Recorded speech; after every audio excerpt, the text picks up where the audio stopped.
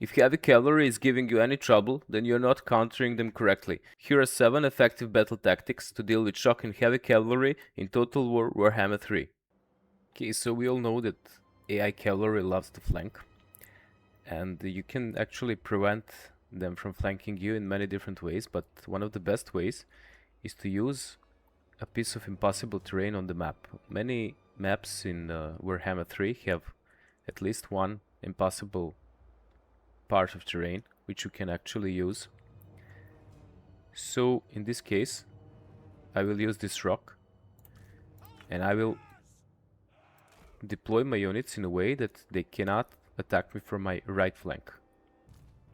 And then I can leave my ranged units behind where they are safe and they can shoot. Since the cavalry is higher than halberdiers, gunners can actually shoot above halberdiers into cavalry, even if they are not on the higher ground, even if they are in the even elevation.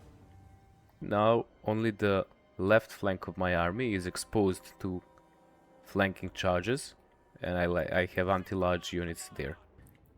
Another effective way to deal with cavalry is to actually corner camp. Now many players think this is cheese, and probably is, but if you position yourself in a corner where cavalry cannot actually flank you at all, because you can stretch your melee front line from one side of the map to another and basically completely deny flanks and only leave your front line for enemy charges. What you can also do is you can make double lines of melee infantry. This way they cannot penetrate that easily through your lines and will quickly die upon your spear wall. Especially good with armies that can field anti-large spears or halberds, like vampires, empire, and similar armies. However, you should only blob like this if they do not have any artillery or magic that does area of effect damage. In case the terrain is open and there are no impossible terrains and you cannot corner camp or do not want to, you can actually protect your flanks with anti-large units like spears or halberds. There is also box formation, which you can use if terrain is completely open. Box formation is not that amazing in Warhammer games because the way the mass works, most of these units are not going to withstand the charge. They might survive, but cavalry will probably push through these thin lines of infantry. However, this will get some time for your missile units to do damage, and most of these units will actually withstand the first impact. They will not break that easily. Another good thing with dealing with cavalry is to position your units in deeper formations. In this case, this unit has about 10 ranks. You can also position them wide if you need to cover more space, but then what can happen is that cavalry can push through these ranks. If you position them deeper, they have more mass in front, and what's actually going to happen if the cavalry charges in front of this unit, they will stuck into it. They will penetrate and stuck into these models and probably stay locked in the combat here. They will have harder time to disengage. Another important thing when dealing with cavalry is to have your melee infantry braced. So the bracing is buff that's active when the unit is not moving. Anti-large units like spearmen and halberds have the charge defense against large, which is active only when braced. Some units also have charge defense against everything, which is called expert charge defense.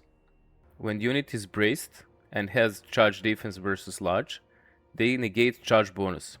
So in order for this buff to be active, the unit has to stand still. If I start moving this unit, now it's going to lose the bracing, but this unit still has it, and it's going to activate again 1 second after every model in the unit stops moving. And now they have it again. The best tool when dealing with cavalry is anti-large. Many units also have this icon, which is bonus versus large. And there is also this flavor text which says anti-large. However, this text here is not always accurate. You will find some units that have anti-large or anti-infantry over here, but no buff, no actual buff. Like these errant knights, the text says they have anti-infantry, but when you hover over weapon strength, they actually do not have any bonus versus infantry. In this case, the halberds and spears actually have bonus versus infantry. So how it works? The halberds have 16 bonus versus large, so that 16 is added to melee attack, so that's 26 plus 16, that's 42, and it's also added to weapon strength.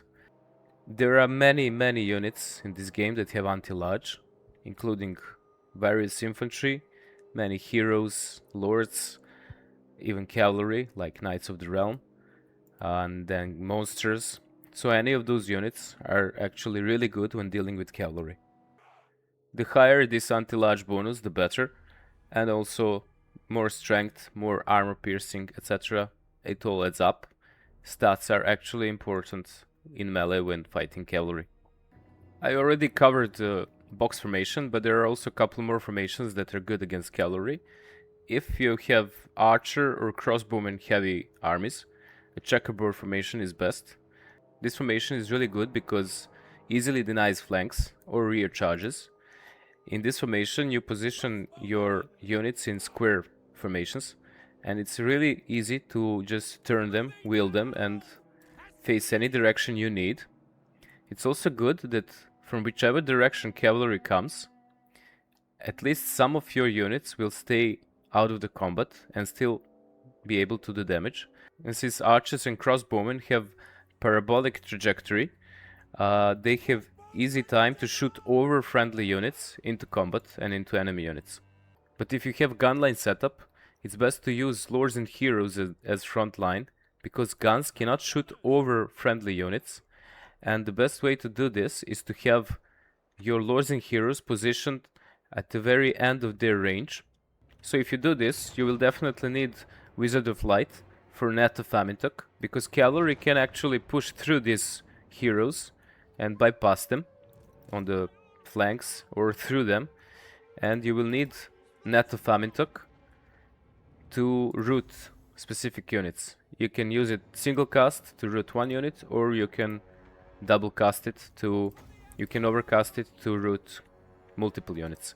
There are also other spells like Ash Storm, they can slow units down, and there are also like artillery units and different effects that can root or slow enemies down. Like Dreadcrate Mortar can slow down enemies, but also different items like Tormentor Sword and so on.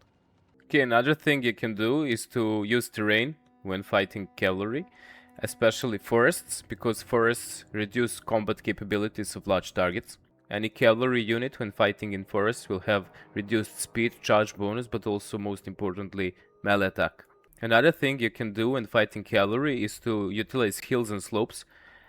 If cavalry charges units positioned on top of the hill, they will charge uphill and have reduced combat capabilities, and your units will have slight melee advantage. Utilizing choke points is amazing against cavalry, and there are many choke points in minor and major city sieges.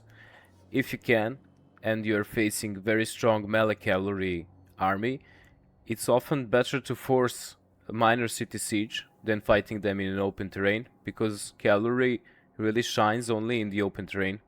Here, in narrow corridors, they cannot flank you, they cannot rear charge you, and if you position properly, you can take a lot of cavalry out with your anti-large and guns. It's also good if you have archers, because they can shoot over your units, even if terrain is not good for guns. The only terrain you should actually avoid is rivers, because water reduces combat capabilities of infantry. Okay, there are also a couple of spells that are really good against cavalry. Melkov Mystifying Miasma is actually really good. It does good damage to cavalry sized units, and it also reduces their speed. Pit of Shades does great damage, but it also knocks down infantry models. However, cavalry cannot be knocked down, so they will take full damage, and they will also not escape easily this spell. Another good Vortex spell is Dwellers Below, because it also slows down enemy units. Also, there are a couple of spells that are really good against cavalry, like Fate of Burna.